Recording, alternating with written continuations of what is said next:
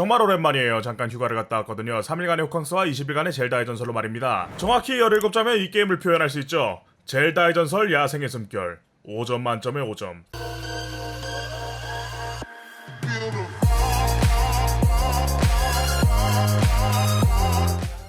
지금부터 하는 말은 이 5점 만점의 5점에 대한 미사여구에 불과합니다. 일단 스포일러 주의를 띄우고 가도록 하죠. 저는 여러분들이 이 쩌는 게임의 스포일러를 당해서 각계 말하를 잃는 모습이 너무나도 재밌을 것 같긴 하지만 욕은 먹기 싫으니까요. 처음 야숨을 켜고 첫 번째 탑에 도착했을 때 느낀 점은 아주 불경하게도 뭐야 이거, 망원경으로 먼 곳을 바라보고 그곳에 가서 클리어하는 게 마치 파크라이 같잖아. 나는 멍청한 새끼였어요. 그런 불경한 말을 질거렸으니 말이죠. 그렇다면 파크라이와 야숨의 가장 큰 차이점은 뭘까요? 어디 가든 똑같은 걸 복붙하는 것과 달리 야숨은 어딜 가든 새로 따는 거죠. 매크로 마냥 맵에 있는 걸 의무적으로 지우러 다니는 것과 달리 어딜 가든 즐길 거리가 있다는 거죠. 실망스럽게 그지없는 보상과 달리 동기부여가 가득한 보상을 준다는 거죠. 이 뭐뭐와 달리 뭐뭐라는 거죠만으로도 이 리뷰를 30분 정도는 더 이어갈 수 있어요. 더 좋은 점은 이 모든 걸 마치 여행하듯 즐길 수 있다는 거예요. 커다란 목적지를 설정하고 가는 도중에 주변에 있는 서당을 표시하는 시커센스가 울리고 그 서당을 찾다 보면 코르그의 열매를 얻을 수 있는 퍼즐들과 뭔가 수상해 보이는 지형지물들이 보이죠. 이 컨텐츠들은 시각적으로도 완벽해요. 바람개비가 있다면 그곳으로 가면 표적 살격을 할 수 있어요. 수상한 박스들로 만들어진 구조물, 대칭을 맞추는 퍼즐이죠. 정말 수상한 곳에 바위가 떡하니 있다. 그 아래에 코르그가 숨어있어요. 이전 고스트 오브 스시마에서 칭찬했던 요소들이 야숨을 상당히 참고한 요소란 걸 이제서야 알아차릴 수 있었죠. 결국 목적지를 잊을 때까지 이걸 반복하다 보면 내가 이 게임을 완벽하게 즐기고 있다는 걸 깨달을 수 있습니다. 윤돌 새끼가 나오는 구간만 빼면요.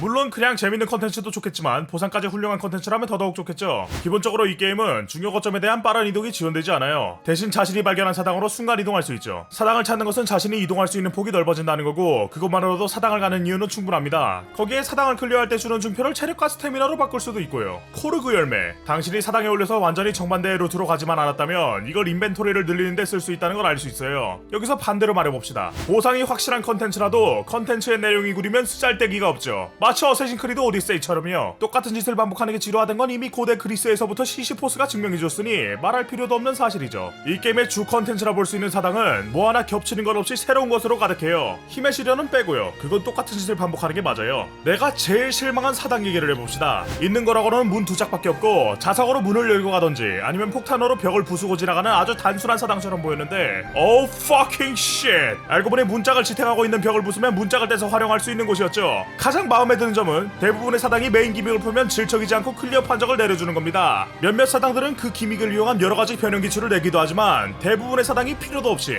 상쾌하게 클리어할 수 있죠. 비슷한 기믹인 것 같다가도 그 기믹을 색다르게 활용해야 하는 곳이고 그런 것들이 어딜 가나 널려 있어요. 물론 저 기믹을 무시하고 플레이할 만한 다른 방법이 있다면 그걸 활용해도 되죠. 이 게임과 가장 비슷한 게임을 말하라면 나는 휴먼 폴 플랫이라고 할 거예요. 출구만 정해져 있을 뿐 그곳까지 도달하는 방법은 플레이어들이 마음껏 생각해도 되는 게임일까요? 자, 이걸 봅시다. 이 문을 열려면 이게 두 개가 필요하고 나머지 하나를 다시 찾아야 하는 상황이죠. 하지만 나는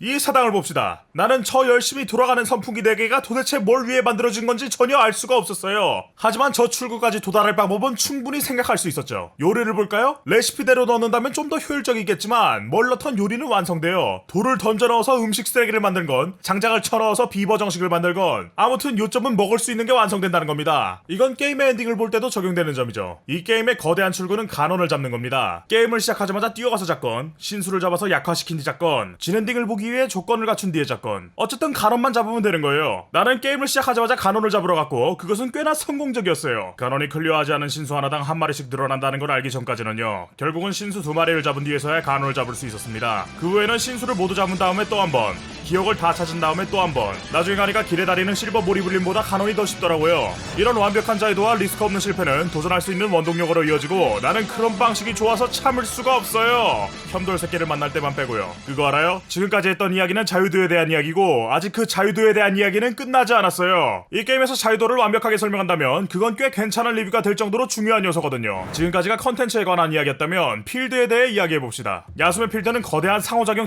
덩어리들이에요. 초원에 불이 붙으면 상승 기류가 발생해서 위쪽으로 타고 갈 수도 있고, 횃불을 들고 얼음덩어리 근처에 있으면 얼음덩어리가 천천히 녹거나, 번개가 떨어질 때 철제 무기를 끼고 있으면 그대로 번개에 맞아 뒤져버릴 수도 있죠. 가장 중요한 건 플레이어들이 이 상황을 어느 정도 컨트롤할 수 있다는 거예요. 모닥불을 근처에 많이 피워두면 상승 같은 기류가 발생하고 화염 속성 무기나 냉기 속성 무기로 체온을 조절할 수도 있어요. 그것뿐만이 아니에요. 몬스터의 리즌 또한 설정을 덧붙여 간혼의 힘이 강해지는 붉은 달이 떠오를 때 리즌되고, 몬스터를 얼마나 죽이고 행동했냐에 따라 필드에 나타나는 몬스터가 결정되는 유기적인 필드를 가지고 있죠. 지역의 기믹이 이런데 각 지역을 대표하는 신수가 재미가 없을 리가 없습니다. 사실 신수만 플레이해도 이 게임의 절반은 한 거예요. 우선 각 지역과 연결된 스토리를 볼 수 있고, 거대한 신수와의 보스전을 통해 지형을 활용한 기믹을 볼 수 있죠. 그 후에 신수들의 암쪽으로 들어가서 푸는 퍼즐, 신수들을 잠식한 간원과의 보스전, 뭐 하나 걸을 타선이 없어요. 그나마 걸어자면 스토리, 연결된 스토리는 좀 클리셰로 덮여있긴 하죠. DLC로 가서는 그게 더 과해져서 뇌절까지 하는 것 같고요. 본편까지는 그렇다 쳤어요. 스토리를 다루는 분량이 적으니 간단한 캐릭터성만 보여줄 수 있었겠지. 그게 물리지 않은 선이라면 괜찮았을 텐데 DLC에 가서는 선을 넘더라고. 중독의 신비를 보여주기 위해 모가지가 그렇게까지 꺾이나? 각도만 보면 아무리 봐도 이번각이야. 그래요, 솔직히 말하자면 시드를 제외하고는 다 구렸어요. 바람 쪽 세부족들은 얘가 어떤 놈인지 알기도 전에 스토리가 끝나버렸고, 윤돌은 도움은커녕 거의 챙겨줘야 할 수준이었습니다. 격한 물고문 끝에 머리가 망가지고 제 역할을 다하는 건 시드뿐이었죠. 이 친구를 보면 격한 뽕에 차올라요. 꽤 많은 게임을 해왔지만 나를 최고라고 불러주는 얘는 정말 오랜만이거든요. 링크,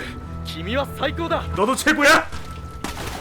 시드, 그가 바로 이 게임의 유일한 빛이었습니다. 신수들과의 보스전은 사실 물을 제외하면 조금 아쉬운 편이죠. 그 지역의 기믹을 확실하게 보여주긴 해요. 화산이 폭발하고 번개가 내려치고 공중에서 활공해야 하죠. 하지만 그 보스를 직접적으로 공략하고 있다는 느낌이 드는 건 역시 물신수 말고는 없었어요. 물신수는 최고예요. 내가 이 게임을 시작하고 처음 잡은 보스기도 한데 그때는 도구 사용이 서툴러서 아이스메이커로 날아오는 얼음을 부술 수 있다는 걸 몰랐어요. 결국 어떻게 했느냐? 얼음의 이동 경로를 예측해서 화살로 하나하나 격추시켰죠. 요점은 능지가 박살났어도 몸이 고생하는 쪽으로 게임을 풀어나갈 수 있다는 겁니다. 신수의 안쪽으로 들어가면 이 게임이 퍼즐 위주의 어드벤처라는 것을 확실하게 느낄 수 있죠. 신수를 직접 움직여서 풀어나가는 퍼즐은 지금까지 풀어나가던 문제들을 이상적으로 확장한 것이었거든요. 미로 같은 구조에서 퍼즐을 풀고 난 뒤 만나는 가든과의 보스전은 각각의 도구를 활용할 수 있는 기믹을 선보였습니다. 바람만 빼고요. 소거법으로 보면 타임록이 약점인 것 같긴 한데 대체 타임록으로 뭘 해야 하는지 모르겠어요. 고대 변기 없이도 잡을 족밥이라 다행이었죠. 난이도 조절은 좀 아쉬운 편이더라고요. 마지막 보스인 제한간혼이 특히나요. 지금까지의 기믹을 종합한 보스 같긴 한데 그걸 활용하는 능력이 정말 구렸거든요. 애니메이션의 총지편처럼 그냥 지금까지 이런 일이 있었어요 하는 수준이었습니다. 진엔딩을 보는 조건을 갖춘 뒤에 만나면 좀 더 어렵다든지 했으면 더 재밌었을 겁니다. 필드의 밸런스도 조금 아쉬운 편이죠. 뭔가 어려운 기믹이 추가된다기보단 수치 조절로 이것을 해결하는 편이니까요. 그나마 중간 보스 격인 라이라는 좀 강해지면 다른 패턴이 추가되긴 하는데 이것도 거의 구색 맞추기급의 애매한 패턴이었고요. 하긴 이런 것들이 단조롭다 느껴질 정도까지 가려면 50시간은 즐긴 뒤일 테니 상관없는 일이겠네요. 본편은 훌륭하지만 DLC는 애매했어요. 우선 메인 컨텐츠라는 게 사실상 기억찾기 2탄 수준이라 아쉬웠고, 그 이후에 보여주는 각 연결들의 스토리가 캐릭터성의 확장이라기보단 너무 과한 설정을 덧붙이는 것 같아 아쉬웠고, 그나마 마지막 보스가 볼만했네요. 등신 같은 가능과는 달리 지금까지 나왔던 기믹들을 제대로 활용하는 모습을 보여줬거든요. 사실 DLC를 산 경위도 어처구니가 없는 게 시드의 노래가 너무 좋아서 다시 들을 방법이 없을까 하고 생각하던 도중 연걸들의 노래라는 DLC 이름을 봐버렸기 때문이에요.